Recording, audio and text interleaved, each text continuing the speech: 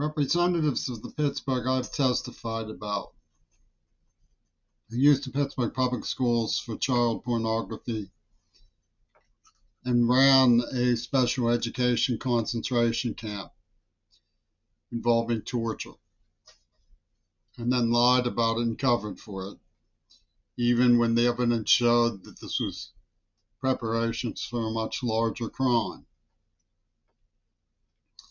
Always said, you think you're better than us. You see,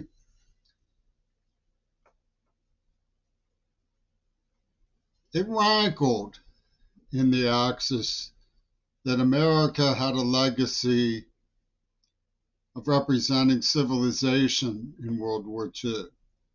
People spoke out against the barbarism of Hitler, that it was impossible to maintain such deplorable psychological warfare against the people who were once themselves civilized. We had no legacy of rape. We certainly did not massacre civilians. And this rankled in the Axis textbooks. They couldn't bear the fact that we thought we were better than them.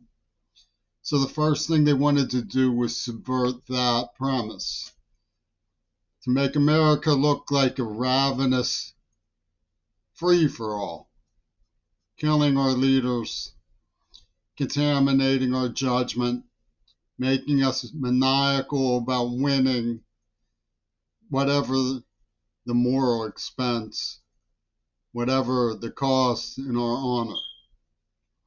And this is what it has led to: support for the genocide in Gaza. I have to flip my sandwich. I'll be right back.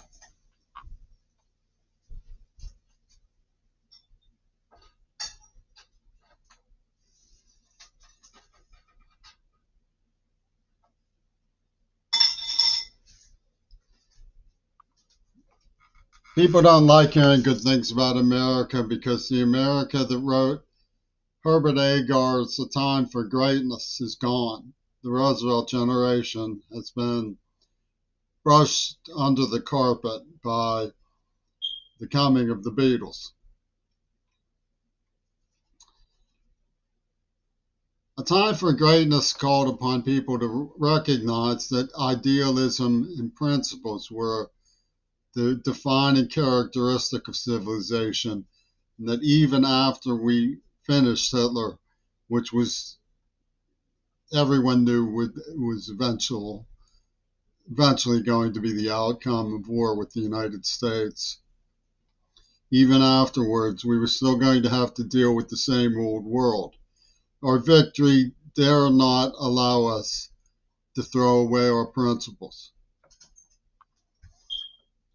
And this had Pittsburgh gnawing themselves in the shadows.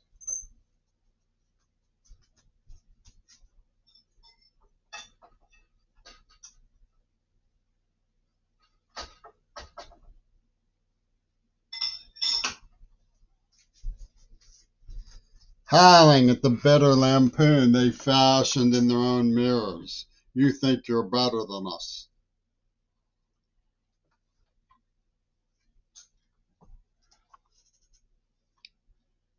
What Israel is doing to Gaza, make no mistake, is never going to be scrubbed from the record books. They rounded up hundreds of people, week after week, innocent people, civilians, elderly, disabled people, children, women, and of course, any man,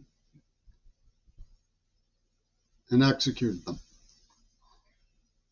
Rolled over them with bulldozers, which from what I hear was even testified to on mainstream legacy television. As though the Beatles and the Israelis represent the United States of World War II. This is a major strategic objective of the Axis. To answer the question, you think you're better than us, with but you ain't.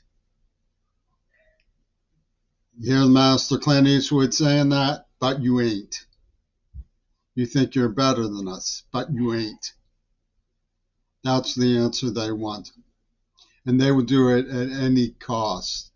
They persecuted me to the point of destruction.